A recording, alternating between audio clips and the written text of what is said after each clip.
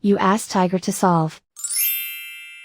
This deals with linear equations with one unknown. The final result is n equals 16/3. Let's solve it step by step. Group all constants on the right side of the equation. Subtract 1 from both sides. Simplify the arithmetic.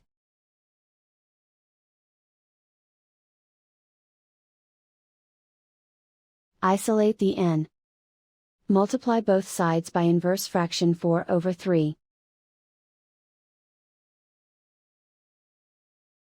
Group like terms. Multiply the coefficients. Simplify the fraction.